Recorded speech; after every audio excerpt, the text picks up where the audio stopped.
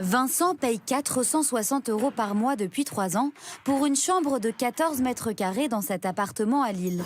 Ici, les locations sont encadrées et l'étudiant le découvre par hasard. Son loyer aurait dû être plafonné à 168 €. Quand il relit son bail...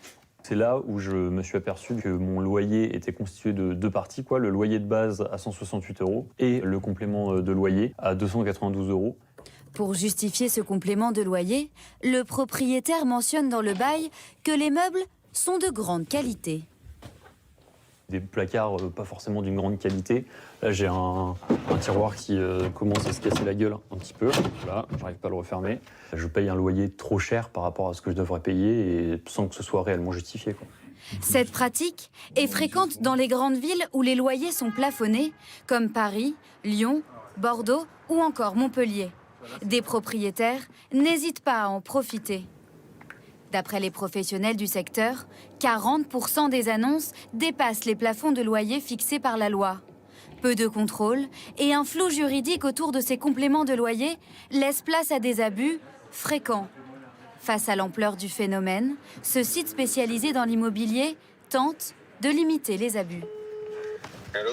Oui, bonjour monsieur Thomas, particulier à particulier. Je constate qu'il y a un dépassement au niveau du loyer. Ce salarié sensibilise les propriétaires à la réglementation. Certains semblent la connaître. Je suis tout à fait au courant. En fait, c'est parce que c'est meublé.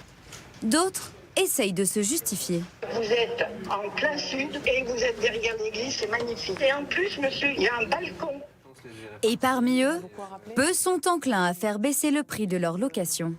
Si vous avez un loyer à 1000, 1100 € et qu'on vous demande de baisser de 100 €, c'est acceptable. Mais dans le cas des très petites surfaces, on parle souvent de baisse de l'ordre de 30%. C'est rare qu'un propriétaire accepte de baisser à ce point son loyer, d'autant qu'il n'aura pas de difficulté à trouver un locataire. Si certains propriétaires peuvent en abuser, c'est parce que le complément de loyer n'est pas clairement défini. Selon cette agence d'information sur le logement, la loi porte à confusion. La loi ne donne pas une définition précise. Il y a un flou concernant ce complément de loyer qui n'est pas forcément bien compris des locataires et des propriétaires. Ils ne savent pas toujours à quoi elle correspond et comment ils peuvent s'en servir et s'en saisir. Pour contester un complément de loyer, le locataire n'a que 3 mois pour se retourner à partir de la signature de son bail. Il devra alors saisir une commission de conciliation.